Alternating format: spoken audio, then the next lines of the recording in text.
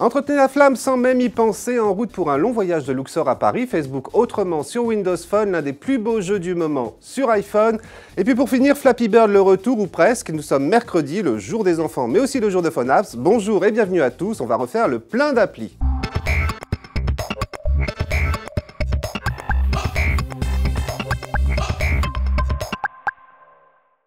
Une appli pour les flemmards, ou plus particulièrement pour ces messieurs qui négligent d'entretenir la flamme avec leur moitié en leur envoyant de temps en temps des petits mots doux. Pourtant ça ne coûte pas grand chose et ça fait toujours plaisir.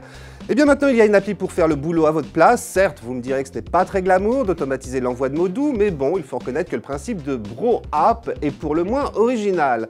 Je tenais donc à vous en parler. Alors comment ça marche? Eh bien c'est simple, vous lancez l'application et vous lui indiquez d'abord le numéro de téléphone de votre conjoint. BroApp vous montre alors 12 mots doux prédéfinis en anglais mais que vous pouvez modifier. Et puis vous pouvez aussi en ajouter. Après avoir établi votre liste de messages, vous sélectionnez les 5 que vous voulez d'abord utiliser. Vous indiquez ensuite à l'appli les points d'accès Wi-Fi auxquels vous vous connectez lorsque vous êtes chez vous, au travail ou chez votre moitié. Et puis les jours où vous voulez que vos mots doux soient envoyés, évitez de choisir ceux où vous êtes avec elle. Et enfin le moment où ils doivent partir, quand vous quittez la maison, quand vous arrivez au travail, quand vous le quittez, quand vous arrivez à la maison, ou bien à une heure précise. Et le tour est joué. BroApp vous fait un petit récap de la programmation de vos messages. Il ne vous reste plus qu'à ne pas vous faire griller pour que l'utilisation de cette application ne se retourne pas contre vous, avec l'effet inverse à celui recherché. Voilà, si vous avez envie d'essayer BroApp, sachez que cette application n'est disponible pour le moment que sur Android, une version pour iOS étant en cours de préparation, et elle coûte quand même 1,49 €. Ouvre maintenant une page culture en vous rappelant que le Musée national de la marine à Paris organise du 12 février au 6 juillet une exposition consacrée au voyage de l'obélisque de la Concorde depuis le temple de Luxor en Égypte à notre capitale. Avec en prime une application pour que tout le monde puisse en profiter et qui s'appelle donc tout simplement Voyage de l'obélisque. Une application où le périple de ce monument est raconté à l'aide de documents d'époque, des courriers officiels, des carnets de bord ou encore des journaux intimes, et agrémenté d'images d'archives, croquis et plans de l'érection à l'appui. Alors si la partie narrative de l'application est ouverte à tous, il est à noter qu'une seconde partie est réservée aux jeunes visiteurs de l'exposition. En effet, tout au long de leur parcours au sein de l'expo, ils pourront s'amuser à scanner des QR codes avec leur smartphone, chacun d'entre eux révélant une énigme à résoudre. Et les bonnes réponses les aideront à mener à bien la mission qui leur est confiée, aller chercher l'obélisque en Égypte pour la ramener à Paris afin de l'ériger place de la Concorde. À l'issue du jeu, les égyptologues amateurs auront même la possibilité d'immortaliser leur victoire sous forme d'une photo à partager sur les réseaux sociaux et sur le site du musée. Bref, une très belle appli pour les Parisiens, mais pas que, gratuite et disponible sur iPhone et sur Android. Une application maintenant rien que pour les Windows Phone, et rendons à César ce qui appartient à César, c'est l'un d'entre vous qui me l'a signalé, en l'occurrence David Lorimier, qui me l'a signalé sur Twitter. Merci David. Cette application qui s'appelle Booklet permet d'accéder à Facebook en mode Paper. Alors Paper, je vous en parlais dans un précédent Phone Apps, c'est cette nouvelle application de Facebook disponible uniquement aux États-Unis pour le moment, qui agrège les contenus d'actualité et les messages en provenance du réseau social dans une même interface. Et bien Booklet se présente comme un clone de Paper, vos actus et vos messages y sont donc présentés sous forme de vignettes photos regroupées par catégories, activités de vos amis, magazines, musique, sites web, mode, appli, jeux, produits et communautés. C'est vous qui choisissez celles qui vous intéressent et donc celles qui doivent s'afficher, cela dans les paramètres de l'application. Ensuite, il ne vous reste plus qu'à les faire défiler d'un glissement de doigt sur la partie supérieure de votre écran, leur contenu s'affichant juste en dessous.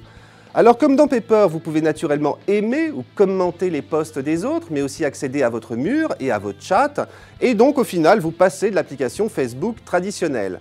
Mais attention tout de même, car Booklet est encore en version bêta, il se peut donc que quelques bugs traînent encore ici et là, et par ailleurs, l'application affiche à son démarrage un bandeau publicitaire en haut de l'écran, un poil agaçant car assez difficile à fermer. Il faut viser juste sur la croix, sinon on bascule sur le site auquel elle fait référence. Mais c'est là le seul prix à payer pour cette application qui, je vous le disais donc, n'est disponible que sur Windows Phone. Cette semaine, j'ai découvert un nouveau jeu pour le moins original puisqu'il s'inspire des livres dépliants en 3D pour enfants. Un jeu non seulement original, mais aussi très réussi graphiquement avec sa texture papier et son mélange d'effets 2D et 3D. et puis son côté pour le moins poétique puisqu'il s'inspire des contes de fées japonais.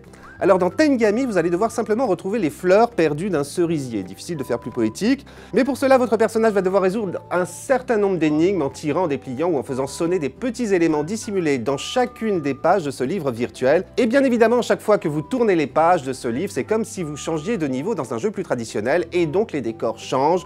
Vous allez ainsi tantôt traverser des forêts sombres, tantôt croiser des tombeaux abandonnés, tantôt traverser des lacs ou encore parcourir des cascades de montagnes, et à chaque fois, vous vous retrouverez face à de nouvelles énigmes à résoudre impérativement pour pouvoir continuer à feuilleter le livre, et ce n'est pas toujours si simple. Dans Tengami, vous allez devoir faire preuve de logique et d'observation pour ne pas tourner en rond. A noter que les contrôles du jeu sont eux par contre très simples. Pour dire à votre personnage où aller, il suffit de double-cliquer sur un endroit dans la page du livre. Et pour interagir avec un élément du décor ou pour tourner les pages du livre, de faire glisser votre doigt dessus.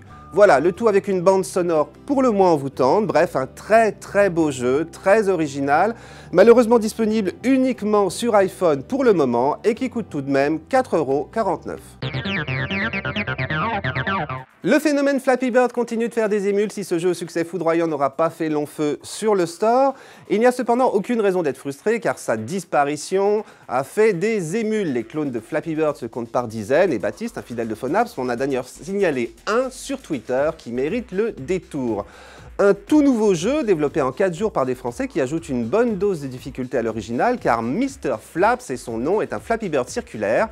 Alors le principe de base reste le même, pour faire voler son oiseau dans Mr. Flap, il faut tapoter constamment sur son écran, sauf que l'objectif n'est pas seulement d'éviter des obstacles, en plus il faut faire le tour de la Terre et l'oiseau ne gagne un point qu'après avoir effectué un tour complet. Bref, en ce qui me concerne, je piétine un peu car Mr. Flap s'avère beaucoup plus difficile à maîtriser que Flappy Bird. Mais comme ce jeu est gratuit, je ne vais pas me plaindre. Par contre, il n'est disponible que sur iPhone et c'est là son grand défaut. Mais il est à noter que ce jeu participe au Flappy Jam, un concours de jeux vidéo qui rend hommage à Flappy Bird. Et sur le site de ce concours, les nostalgiques de Flappy Bird trouveront de nombreuses autres déclinaisons du jeu de Dong Nguyen pour tous les systèmes d'exploitation. Rendez-vous donc sur itch.io/jam, Flappy Jam, et amusez-vous bien, c'est écrit ici. La semaine dernière, vous avez été nombreux à participer à notre petit concours pour tenter de remporter Dictée de Nomad Education, une application d'apprentissage de l'orthographe pour les plus jeunes de 6 à 10 ans. Et 10 d'entre vous ont naturellement remporté Dictée. Et leur nom s'affiche en ce moment à l'écran. Bravo à eux! Alors cette semaine, nous faisons une petite pause concours, mais promis, elle ne va pas durer très longtemps. Voilà, c'est tout pour cette semaine, mais j'aurai le plaisir de vous retrouver pour un prochain numéro de Phonaps la semaine prochaine. En attendant, n'hésitez pas à me faire part de vos commentaires, de vos suggestions, de vos applis coup de cœur, dont vous aimeriez que je parle. Pour cela, rendez-vous sur mon Twitter ou ma page Facebook. Puis n'oubliez pas que vous pouvez faire le plein d'applis aussi dans 01net le magazine. À mercredi prochain, et d'ici là, comme d'hab, portez-vous bien.